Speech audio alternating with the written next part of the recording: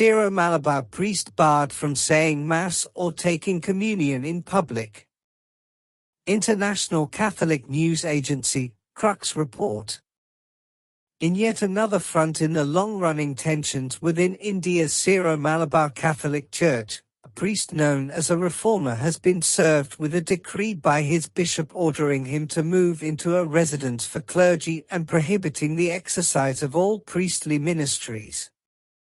The order bars Father Ojipathiyaparambil, who's been accused of violating decisions of the Synod of Bishops of the Syro-Malabar Church and delivering public speeches violating ecclesiastical disciplines, not only from celebrating Mass in public but even from the reception of communion during a public liturgy.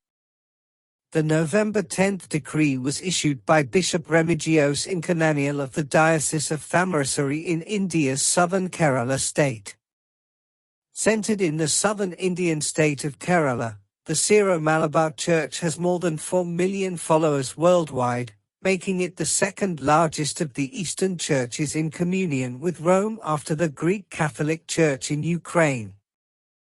The decree follows an announcement last month that a disciplinary case had been opened against Pathiyaparambil on the basis of what church authorities described as persistent disobedience, although the 46-year-old priest claims he's being targeted because of his efforts to expose corruption and promote reform. Among other things, Pathiyaparambil has spoken out on a series of controversial real estate deals within the Syro-Malabar Church which have led to a series of criminal charges against Cardinal George Alencheri, the head of the church. The church suffers from moral turpitude and lack of financial transparency. There are court cases against bishops and many of them openly indulge in political alliance, Pathiyaparambil said in October. Contacted by Crux about the new decree, Pathiyaparambil repeated his criticism. The church in Kerala is walking away from the path of Jesus, he said. My humble aim is to bring it back on track. Many activities of the church today are not only blurring the face of the church but also defaming Jesus. I am really convinced that Jesus called me to do this prophetic mission, he said. It's not to hurt the church, but to heal the church. Pathiyaparambil blasted the November 10 decree from Inkananial as inhuman and illegal. No one has the authority to prohibit a human being from his basic human rights, he said. It's against the will of God. I am so sad to see this type of revengeful attitude of the authorities. In addition to controversies over financial administration, the Syro-Malabar Church is also facing a protracted liturgical crisis regarding the proper mode of celebrating the Mass.